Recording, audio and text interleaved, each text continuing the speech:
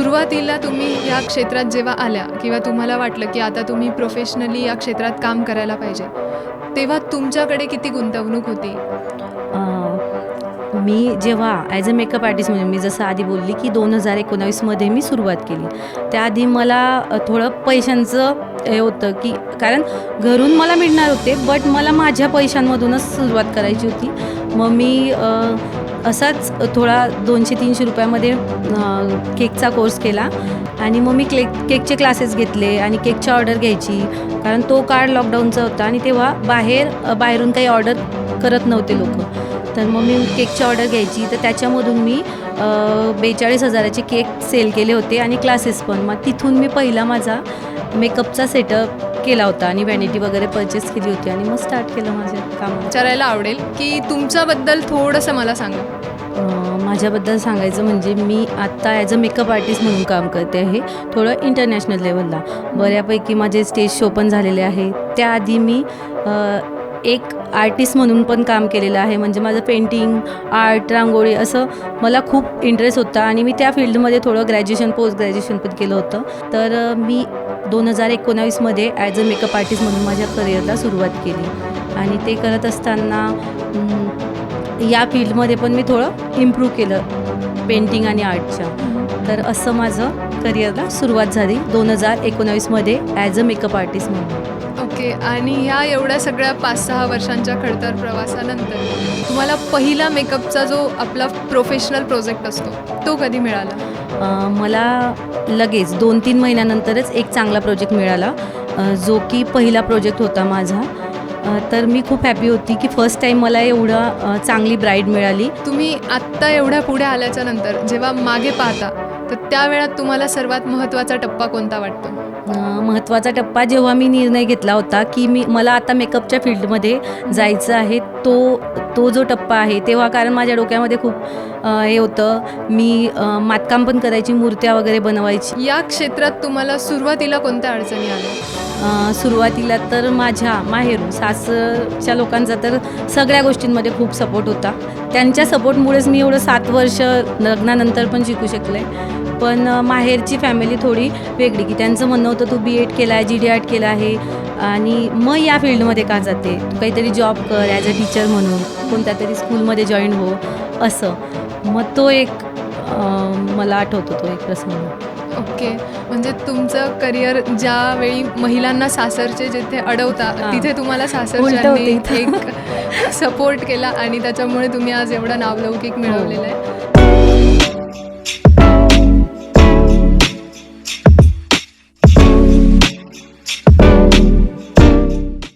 नमस्कार, मी अँकर प्रगती देवरे. आजच्या पॉडकास्टमध्ये तुम्हा सर्वांचं सहर्ष स्वागत करते. आजच्या पॉडकास्टच्या आपल्या गेस्टला भेटवण्याआधी मला एक छोटासा प्रश्न पडला की आजच्या अलीकडच्या जगात सुंदर दिसणं फार महत्त्वाचं आहे. कारण की आजचा जमाना सोशल मीडियाचा जास्त झाला आहे आणि या सोशल मीडियाच्या बहुरूपी जगात आपल्याला आपली सुंदरता अधिकच नाविन्यपूर्ण करण्यामागे फार महत्त्वाचं काम करतात ते आपले ब्युटिशियन्स. आजच्या आपल्या या पॉडकास्टमधले गेस्ट आहेत विद्या पाटील मॅडम. नमस्कार मॅडम. मला सर्वप्रथम तुम्हाला विचारायला आवडेल की तुमच्याबद्दल थोडंसं मला सांगा. माझ्याबद्दल सांगायचं म्हणजे मी आत्ता ॲज अ मेकअप आर्टिस्ट म्हणून काम करते आहे, थोडं इंटरनॅशनल लेवलला.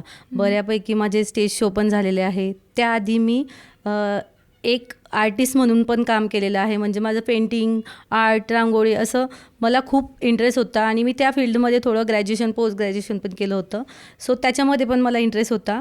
तर मी दोघींमध्ये आता थोडं खेळते आहे. ओके. याच्यामध्ये मेकअप आर्टिस्ट होण्याचा विचार तुम्हाला कसा आला?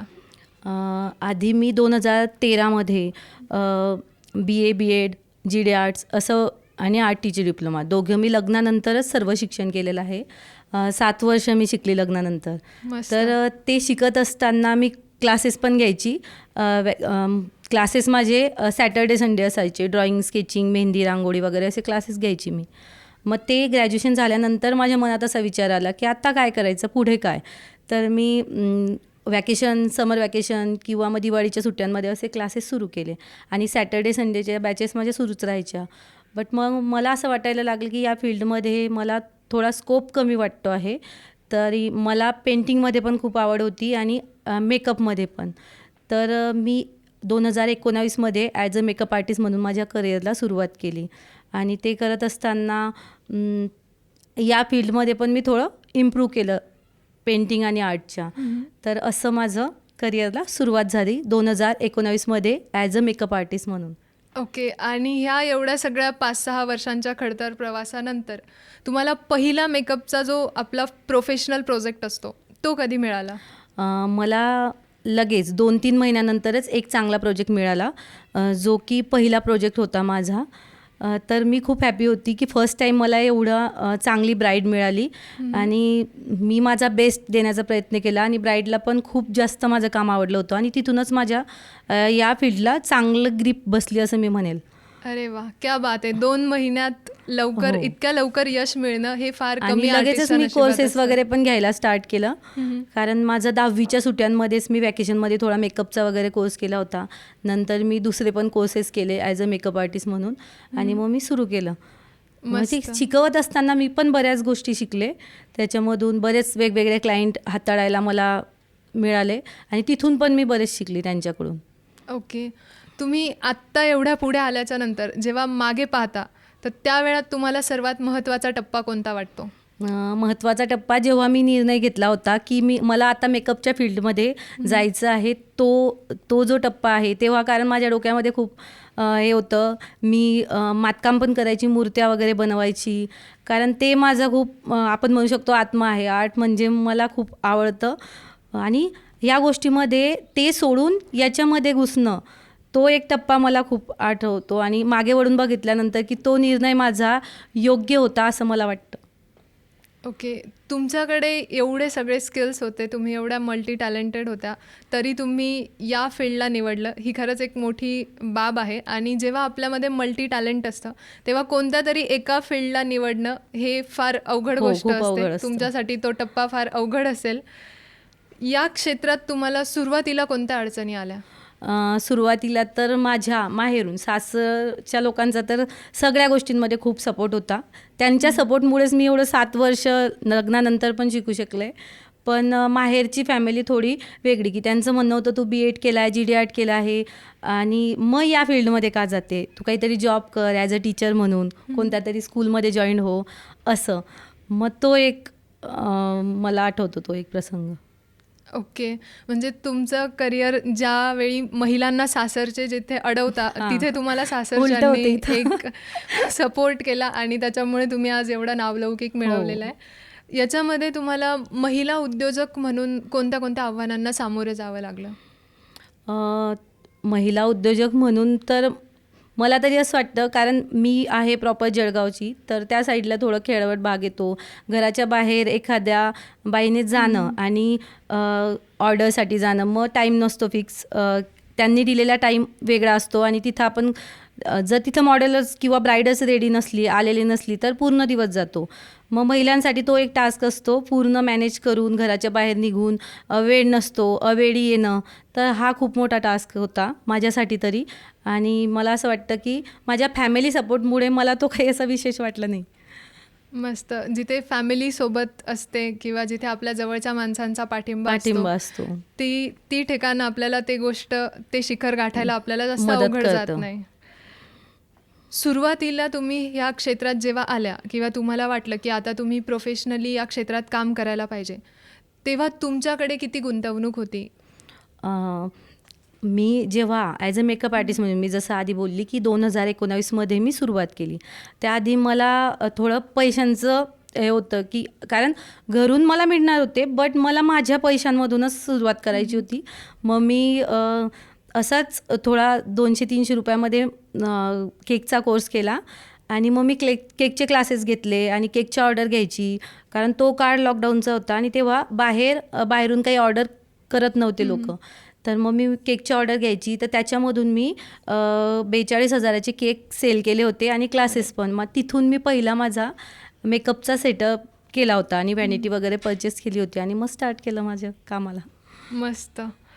आता याच्यामध्ये तुम्ही जेव्हा स्वतःचा ब्रँड केला तर आज आपण अलीकडे बघतो की आपली जी युवा पिढी आहे ज्याला आपण जेनझी म्हणतो ते मुलं फार ॲडव्हान्स असतात आणि प्रत्येकाला वाटतं की आपण नोकरी करून दुसऱ्याची एक लाचारी करण्यापेक्षा स्वतःचं छोटं का असे ना आपण काहीतरी केलं पाहिजे.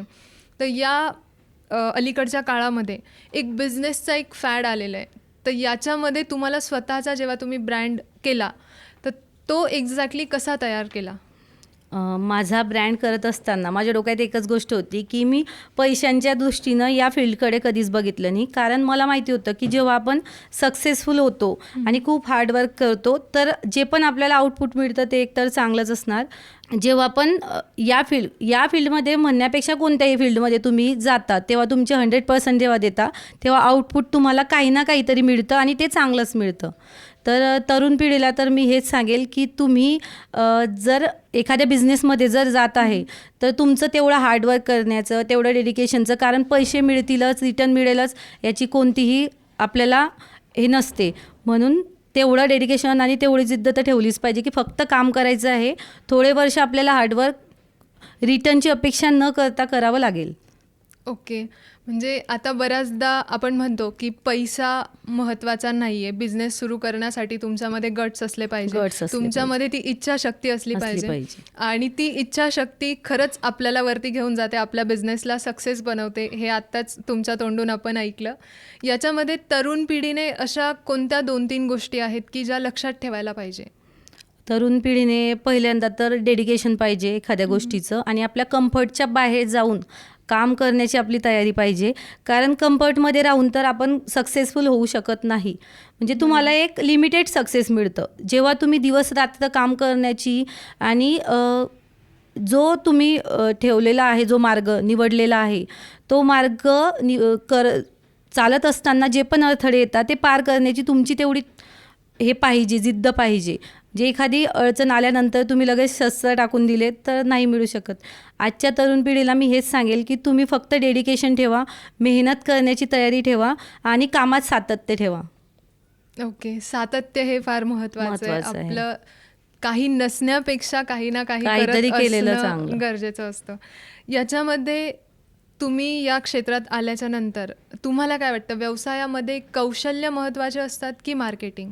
दोघीही गोष्टी. आजच्या काळात तर दोघी गोष्टी खूप इम्पॉर्टंट आहे. कौशल्य पण पाहिजे, कारण मी स्वतः हे गोष्ट अनुभवली आहे. मी सुरुवातीला ॲज अ मेकअप आर्टिस्ट म्हणून जेव्हा काम सुरू केलं तेव्हा मला इंस्टाग्राम असतं हे सुद्धा माहिती नव्हतं. इथून सुरुवात होती माझी. तर मग नंतर जेव्हा स्टुडंट येत गेले ते मला सांगत गेले, त्यांनीच मला माझं पेज ओपन करून दिलं. तर मला पोस्ट कशी करायची हे सुद्धा माहिती अरे नव्हतं. बापरे. इथून सुरुवात होती. मग नंतर मी हळूहळू शिकली आणि मी सकाळी उठल्यानंतर आणि रात्री झोपताना स्वतःला रिमाइंड करते की उद्या मला एक गोष्ट नवीन शिकायची आहे आणि मी त्याच दृष्टीने पाहते की मला काहीतरी शिकायचं आहे. रात्री झोपताना मी रिअलाईज करते की मी दिवसभरामध्ये काय केलं आणि काय नाही केलं आणि काय चुकीचं केलं आणि काय बरोबर केलं. हे सर्व गोष्टी मी विचार करत करतच आज इथपर्यंत आले आहे. आणि असं नाही आहे की आपण आपल्यापेक्षा लहान किंवा जो ज्या फील्डमध्ये काही मोठं काम करत नाही त्याच्याकडून शिकू शकत नाही. आपण सगळ्यांकडून बऱ्याचशा गोष्टी शिकू शकतो. हे मला त्याच्यातून समजलं, कारण मला इंस्टाग्रामसुद्धा माहिती नव्हतं. बापरे. म्हणजे तुम्हाला सोशल मीडियाच्या जगात असताना सोशल मीडियाबद्दल तर बऱ्याचशा दोघी गोष्टी इम्पॉर्टंट आहे. कौशल्य पण, नव्हत्या. कारण स्किल तर माझ्यामध्ये असतं बरोबर. होतंच, पण ते लोकांपर्यंत पोहोचवण्यासाठी गरजेचं आहे. सोशल मीडिया पाहिजे. बरोबर. म्हणजे आपल्याकडे कितीही स्किल असलं तरी ते लोकांना असं म्हटलं जातं की जे दिसतं तेच जो विकलं दिखता है वही जातं. बिकता है. जो दिखता है वही बिकता है, ही उक्ती आज आपल्याला खरी अनुभवायला मिळाली. हो. लोकांना आज जे ग्लॅमर दिसतं किंवा तुमचा सगळा जो बिझनेस दिसतो किंवा आज लोकांना जी चकाकी दिसते, तर या ग्लॅमरच्या मागचं खरं वास्तव काय? ग्लॅमर मी म्हणेल की जे आपल्याला लोकांना दाखवायचं आहे तेवढंच आपण सोशल मीडियावर दाखवत असतो. पण त्याच्या मागे आपलं जे स्ट्रगल आहे, म्हणजे माझं असं आहे की मला 3 वाजेला उठायचंच आहे सकाळी, कारण 2 मुली आहे, फॅमिली आहे, जॉईंट फॅमिली आहे. सर्व गोष्टी मॅनेज करून सगळ्यांच्या सगळ्या अपेक्षांवर खरं उतरून माझ्या मुलींना वेळ देऊन, फॅमिलीला वेळ देऊन, सासू सासऱ्यांना वेळ देऊन सगळ्या गोष्टी मॅनेज करून मला हे करायचं आहे. तर ते तर आपण सोशल मीडियावर नाही दाखवू शकत. आपल्याला जेवढं आपल्या फील्डमध्ये इम्प्रूव्ह होण्यासाठी किंवा अपडेट होण्यासाठी जे दाखवायचं आहे तेवढ्याच गोष्टी आपण दाखवतो. तर या गोष्टी खूप इम्पॉर्टंट आहे समजणं. ओके. म्हणजे आपल्याला एक व्यावसायिक करिअर सोबत आपल्याला एक पारिवारिक हो, करिअरही आपल्याला सांभाळणं गरजेचं मी आहे. तर प्रत्येक महिलेला हेच म्हणेल की तुम्हाला तुमची फॅमिली आणि तुमचं करिअर दोघींमध्ये बॅलन्स आलाच पाहिजे. आणि ज्याला तो बॅलन्स येतो त्या बाईला सक्सेसफुल होण्यापासून कोणीही थांबवू शकत नाही. खूप छान. कारण तुम्हाला तुमच्या कुटुंबाच्या पाठिंब्याने तुम्ही आजवर हो, हो. इथपर्यंत आलेले आहात.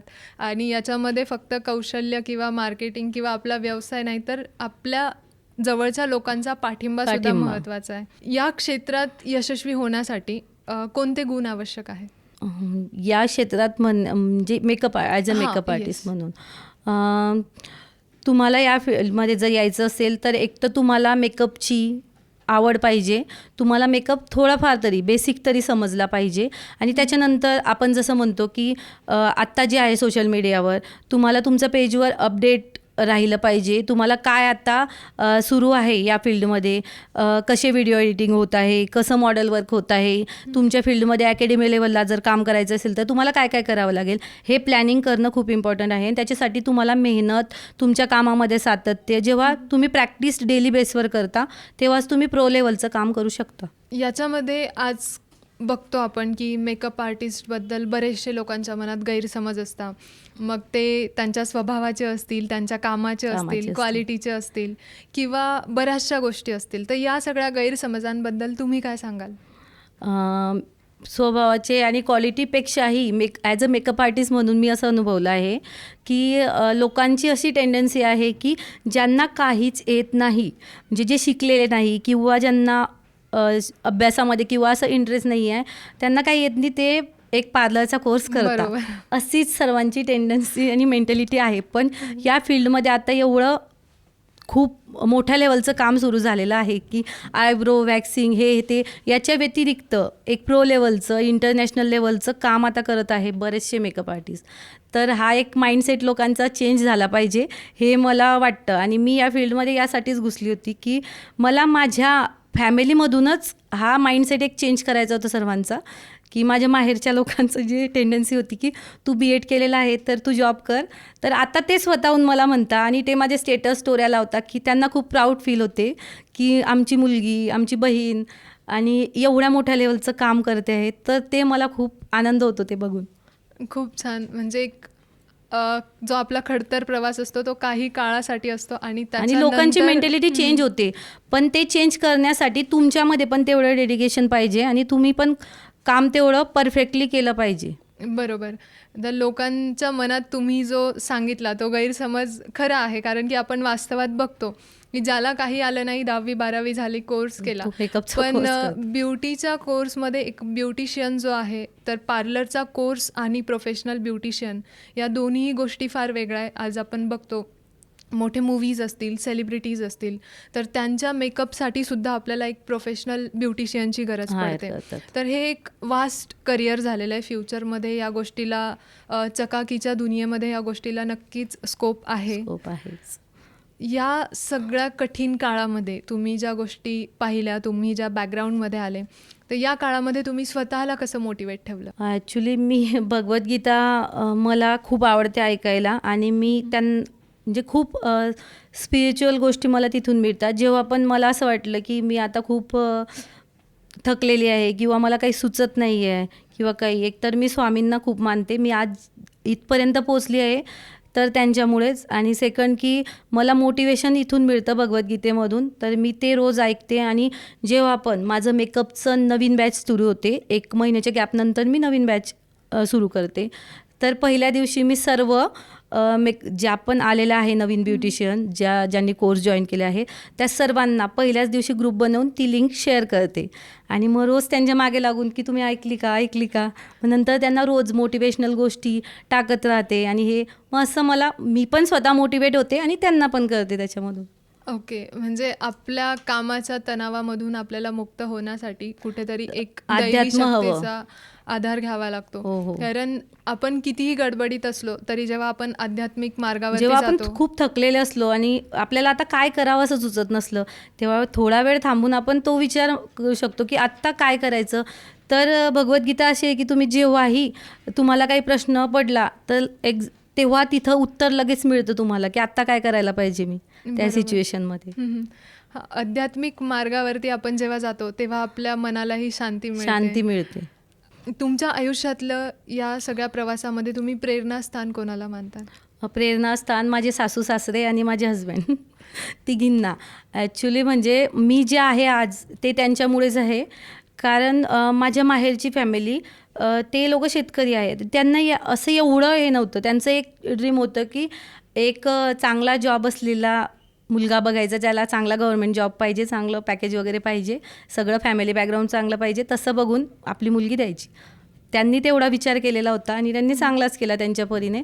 पण लग्नानंतर माझे इकडची फॅमिली आहे सर्व एज्युकेटेड आहे आणि त्यांचं असं म्हणणं होतं की तू काहीतरी कर, स्वतःच्या पायावर उभी राहा. म्हणून त्यांनी मला BEd वगैरे करायला लावलं.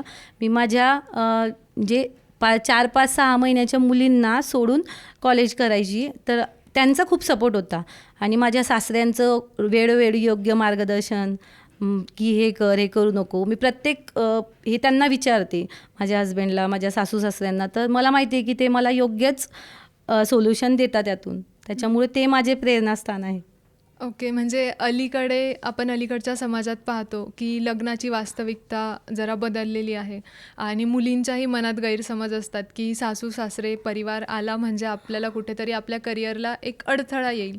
पण तुमची गोष्ट पाहता सासू सासरे अडथळा म्हणण्यापेक्षा मेंटॅलिटी तशी आहे आजकाल की आधीच त्यांनी माइंड सेट करून ठेवलेला असतो की नाही सासू सासरे किंवा मग हे म्हटलं म्हणजे आपल्याला तिथून नकारच मिळणार आहे किंवा निगेटिव्ह. पण ह्या गोष्टी आपल्या माहेरी पण असतात. पण त्यांना पॉझिटिव्ह कसं करायचं, आपल्याला एखादी गोष्ट जर करायची असली तर ती कशी पटवून द्यायची आपल्या परीने त्यांना, ती आपल्यावरच आहे. बरोबर. म्हणजे अलीकडची जी मानसिकता आहे तर ती आपण चुकीची म्हणू शकतो की आपण जितकं इन्व्हॉल्व्ह होणार तितके आपले त्यांना पण समजून घ्या आपण, तेव्हा तर ते आपल्याला समजून घेतील. बरोबर आहे. आणि तुम्हाला त्यांचा जो पाठिंबा मिळाला आहे तो खरंच खूप छान आहे. आणि जरी ते आज आपल्यासोबत नसले इथे उपस्थित, तर ते जेव्हा पॉडकास्ट पाहतील तेव्हा त्यांना खूप खूप प्राऊड अभिमानास्पद वाटेल की आमची सून इथपर्यंत पोहोचलेली आहे. तुमच्या हस्बंडलाही अभिमानास्पद वाटेल. तुमच्या या रोजच्या कामामध्ये सकारात्मकतेचा एक मंत्र काय आहे? रोजच्या एक कामामध्ये म्हणजे रोज मला काहीतरी नवीन शिकायचं आहे आणि आयुष्य एकदाच मिळतं, तर ती खूप चांगलं जगायचं आणि आपली एक छाप सोडून जायची की आपण गेल्यानंतर लोकांना आपलं नाव लक्षात राहिलं पाहिजे आणि ते मोटिवेट झाले पाहिजे आपल्याकडे बघून. क्या बात आहे. याच्यामध्ये या सगळ्या गोष्टींमध्ये मानसिक ताकद किती महत्त्वाची असते? खूप जास्त, सगळ्यात महत्त्वाची मानसिक ताकद आहे. कारण तुमच्या आजूबाजूला हजारो गोष्टी जरी निगेटिव्ह होत असल्या आणि तुम्ही जेव्हा पॉझिटिव्ह असता तर तुमच्यामध्ये एवढं डेडिकेशन पाहिजे, एवढी पॉझिटिव्हिटी पाहिजे की त्या हजारो गोष्टी निगेटिव्ह असतानाही तुमच्यामुळे त्या पॉझिटिव्ह झाल्या पाहिजे. आता तुम्ही म्हटल्या होत्या थोड्या वेळापूर्वी की सोशल मीडियामध्ये तुम्हाला इंस्टाग्रामबद्दल वगैरे माहिती नव्हतं.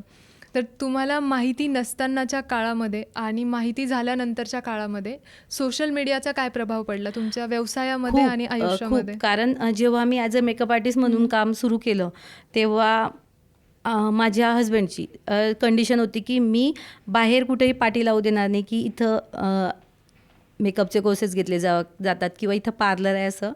आणि मी बाहेर कुठेही ऑर्डरला जाऊ देणार नाही कारण माझ्या मुली लहान होत्या तेव्हा, 6-7 महिन्याच्या आणि दुसरी तर मग त्यांचं एक हे होतं की तू जे करायचं ते घरातच कर. मग माझ्यासाठी तो एक टास्क होता. त्यांचे पण विचार बदलवणं की मी हे आणि ते दोघी फॅमिली आणि मुली आणि सासू सासरे सर्व हँडल करू शकते. तर तो विचार मी त्यांचा बदलवला आणि जेव्हा सोशल मीडियावर मी ॲक्टिव्ह झाली तर आपोआपच मला तिथून ऑर्डर वगैरे आणि क्लासमध्ये पण कोर्सेससाठी स्टुडंट मिळत गेले आणि मग आपोआपच त्यांचा माइंडसेट चेंज झाला. तर सोशल मीडिया खूप इम्पॉर्टंट होती. आत्ता आपण बघतो इंस्टाग्रामचं जरा जास्तच फॅड चालू आहे. तर या इंस्टाग्राममुळे तुमच्या व्यवसायात कसा बदल झाला? खूप जास्त बदल झाला. कारण मला ॲज अ मेकअप आर्टिस्ट म्हणून इंटरनॅशनल लेवलचं काम मिळायला लागलं. मी स्टेज शो करायला लागली. ते माझं पेज बघूनच मला ऑर्डर आल्या आणि त्याच्यामुळे इंस्टाग्राम खूप जास्त इम्पॉर्टंट रोल प्ले करतं या सर्वांमध्ये. ओके. तर लोक जे म्हणतात की सोशल मीडिया खूप खराब आहे किंवा तर मी तर म्हणे मला तर काही वाटलं नाही. तुम्ही यूज कसा करता आणि तुम्ही कोणत्या वेने त्याच्याकडे बघता हे खूप महत्त्वाचं आहे. याच्यामध्ये नवीन आर्टिस्ट जे तुम्हाला बघून आता प्रेरणा घेता, तर त्या आर्टिस्टला तुम्ही सोशल मीडियावरती कसं ॲक्टिव्ह राहायचं किंवा सोशल मीडिया आपण कसा हाताळला पाहिजे, काय सांगू इच्छिल? ॲज अ मेकअप आर्टिस्ट म्हणून सोशल मीडियावर तर तुमच्या पोस्ट तुम्ही जे पण टाकता आहे किंवा तुम्ही जे प्रेझेंट करता आहे, जे दाखवायचं आहे तुम्हाला जे दाखवायचं आहे ते तुमचं काम. तुमच्या कामामध्ये किती डिटेलिंग आहे, किती फ्लॉलेस तुमचा बेस आहे, प्लस तुम्ही स्वतः पण दिसले पाहिजे. ह्या सर्व गोष्टी सोशल मीडियावर इम्पॉर्टंट आहे. तर बिगनर्सला मी हे सांगेन की तुम्ही चांगले शूट करा, चांगल्या मॉडेल सिलेक्ट करा, चांगलं काम दाखवा, तिथूनच तुम्हाला चांगल्या ऑर्डर पण मिळतील ओके. आणि तुमचं नाव पण होईल. या व्यवसायामध्ये किंवा सोशल मीडियावरतीच आपल्यासाठी स्किल महत्त्वाचे असतात की followers?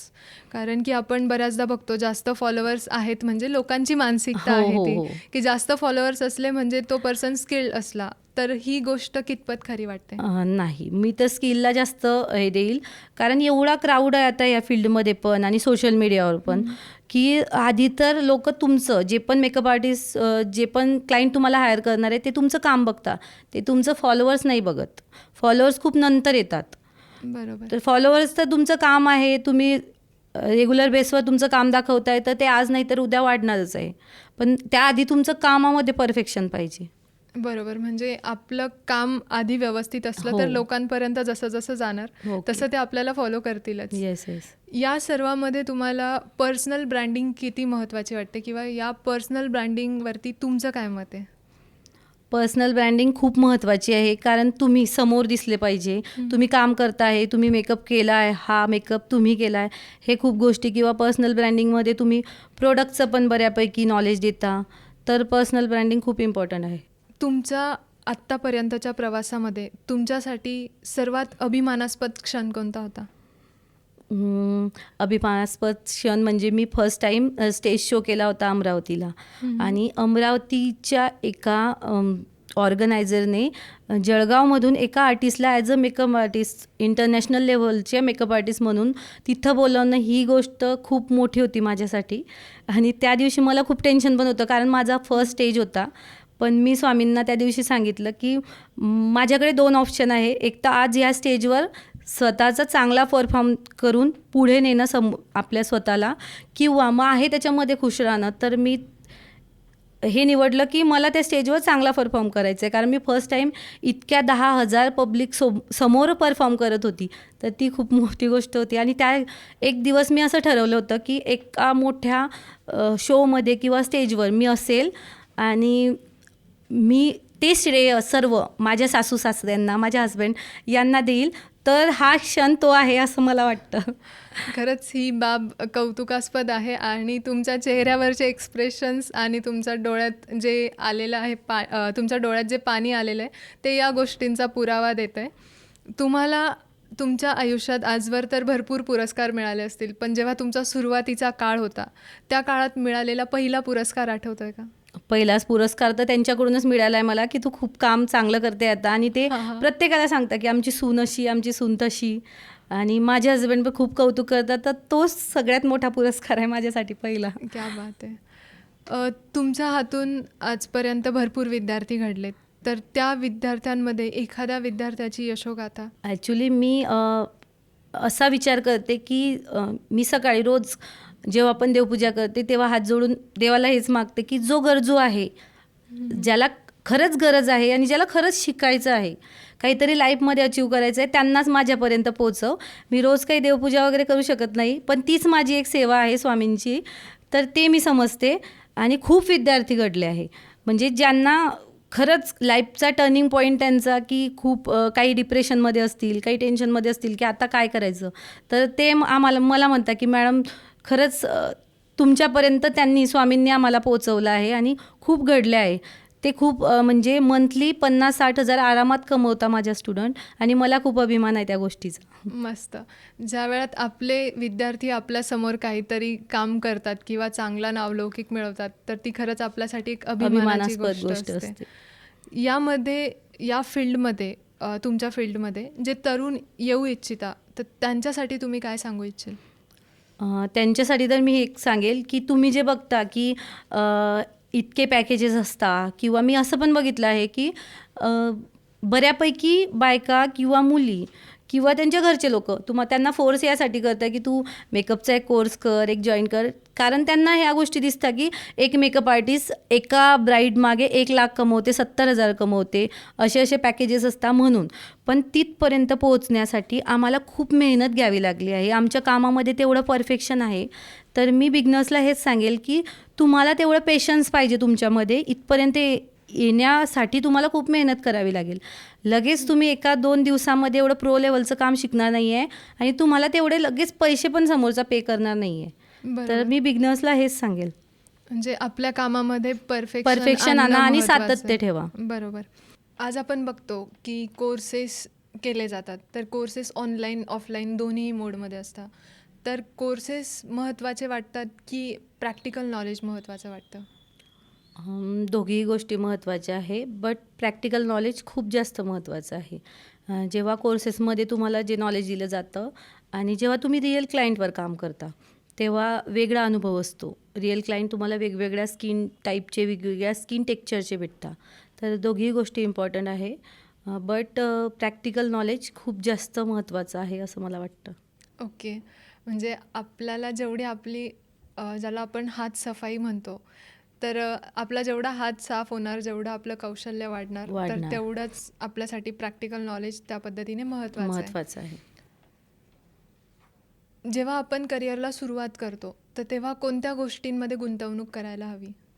As a makeup artist म्हटलं तर तुम्ही प्रोडक्टमध्ये चांगल्या बेस्ट प्रोडक्टमध्ये इन्व्हेस्ट करायला हवं. प्लस तुमचा ड्रेसिंग सेन्स पण खूप चेंज करायला पाहिजे असं मला वाटतं.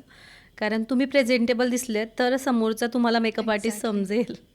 बरोबर. म्हणजे आपला पेहराव कसा आहे, तर याच्यावरती समोरचा प्लस आपल्याला तुमचं जज करतो. प्रोडक्ट्स तर हवेच. या 2 गोष्टींमध्ये चांगलं इन्व्हेस्ट करायला पाहिजे असं मला वाटतं. बरोबर.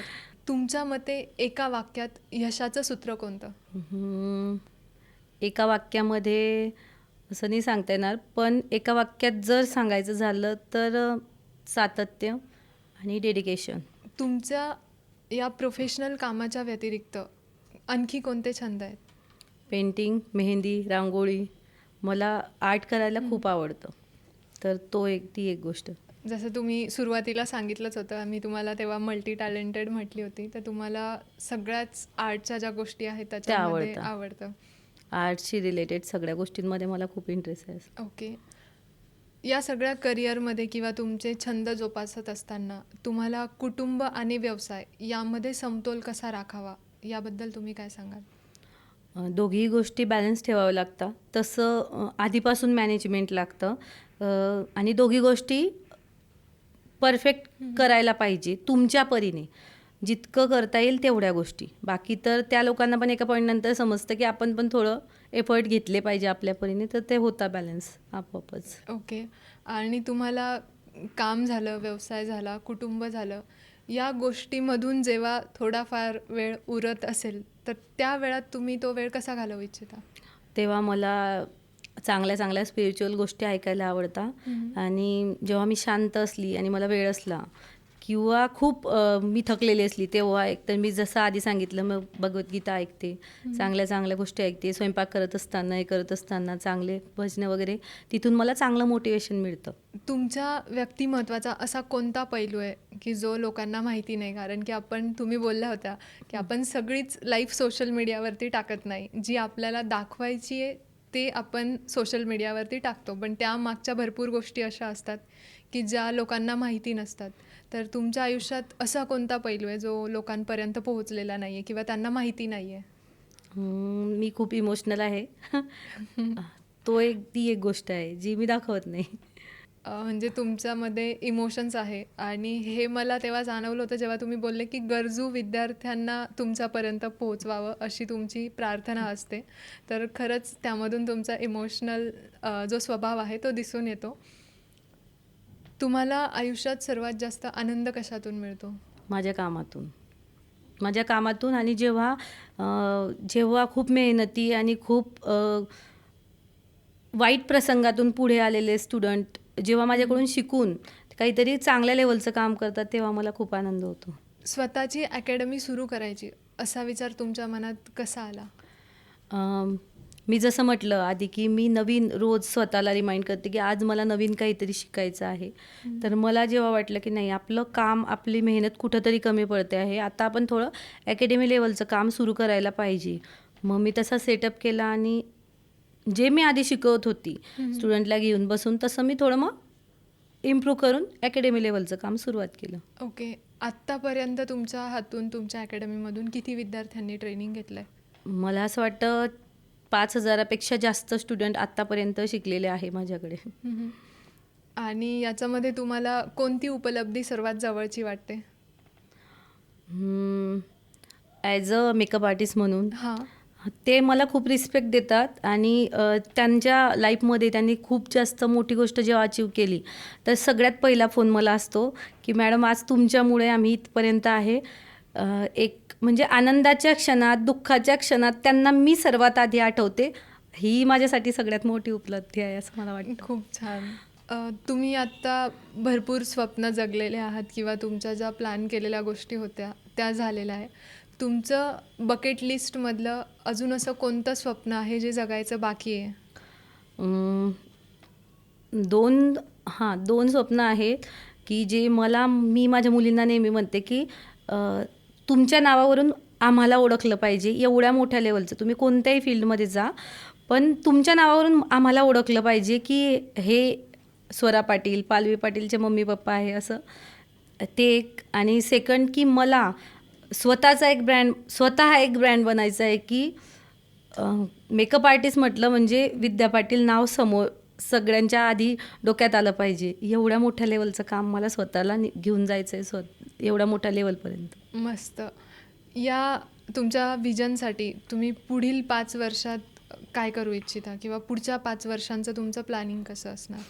पुढच्या 5 वर्षामध्ये दिवसाचे 12-13 तासांपेक्षा जास्त मला स्वतःवर काम करायचं आहे. खूप म्हणजे असं की सकाळी मी रिमाइंड केलेलं आहे की सकाळी 4ला उठायचं. अलाराम न लावता मला 3:30-4ला जाग आलीच पाहिजे आणि ते येते. ते याच्यासाठी की मला जे पुढचं प्लॅनिंग करायचं आहे त्याच्यासाठी वेळ पण मिळतो, माझ्या फॅमिलीसाठी पण वेळ मिळतो, मुलींसाठी वेळ मिळतो. तर 5 वर्षामध्ये मला माझ्यासोबतच माझ्याकडे जे आपण मेकअप आर्टिस्ट शिकता आहे, जे जेन्युइन आहेत, जे मेकअप आर्टिस्ट बनत आहे त्यांना पण पुढे न्यायचं आहे आणि एक टीम म्हणून मला काम करायचं आहे आणि स्वतःचं नाव पण करायचं आहे. तुम्ही आत्ताच्या विद्या पाटील जर का तुमच्या बालपणातल्या 18 वर्षाच्या विद्या पाटीलला भेटलात तर काय सांगू इच्छा? थोडा अभ्यास कर, थोडं काम कर, थोडी सिरियस हो कामाविषयी. म्हणजे आणखीन प्रेझेंट्समध्ये आणखीन छान होणार. तुमच्या आयुष्यातला सर्वात कठीण दिवस कोणता? कठीण दिवस आतापर्यंत तरी आलेला नाही आहे. ओके. जे पण झालं ते स्वामींच्या कृपेनं खूप सुंदर आणि छान झालं आहे आयुष्यामध्ये. यश मिळाल्यानंतर तुमच्या आयुष्यात कसा बदल झाला? यश मिळाल्यानंतर आपण असं म्हणतो की पॉझिटिव्ह आणि निगेटिव्ह दोघी गोष्टी होऊ शकतात आणि होतात पण. की मी तर डोक्यामध्ये हे एक गोष्ट ठेवते की जास्त यश मिळाल्यानंतर जास्त फुलून पण जाऊ नका, स्वतःमध्ये इगो पण येऊ देऊ नका आणि अपयश मिळाल्यानंतर खचून पण जाऊ नका.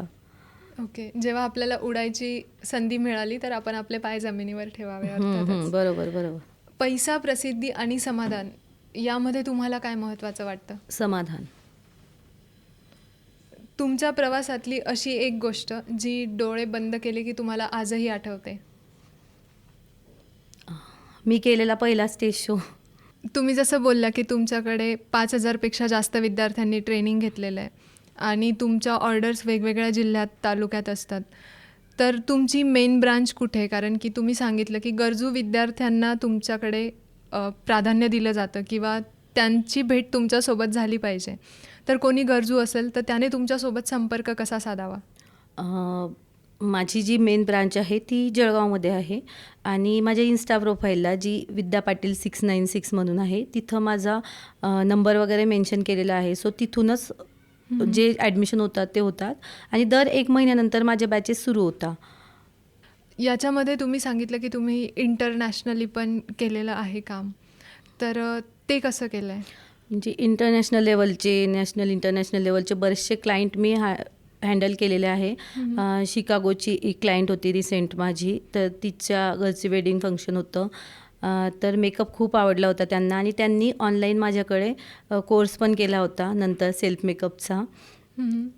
प्लस आत्ता रिसेंट मी एक दुबईची ब्राईड केली, तर तिचा पण एक्सपिरियन्स खूप छान होता आणि मेकअप लुक तिला पण खूप जास्त आवडला होता. तिने आधी फीडबॅक घेतले बरेचसे जे माझ्या पेजेसवर आहे, बरेच क्लायंट त्यांच्याकडून, आणि मग मला हायर केलं होतं.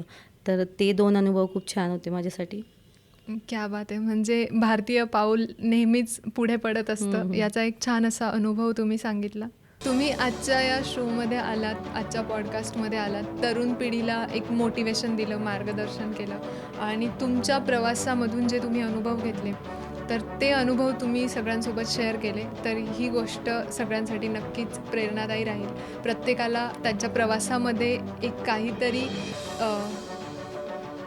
आधार घेण्यासाठी आजची ही पॉडकास्ट जी असेल तर ती गरजेची ठरेल. खूप खूप धन्यवाद मॅडम, तुम्ही आजच्या पॉडकास्टमध्ये आलात आणि मार्गदर्शन केलं. तुम्ही मला आज इथं बोलवलं एवढ्या मोठ्या स्टेजला, आणि ॲज अ मेकअप आर्टिस्ट म्हणून मला इथं प्रेझेंटेशन करायला मिळालं, त्याच्याबद्दल खरंच मी खूप आभारी आहे. तो थँक्यू सो मच.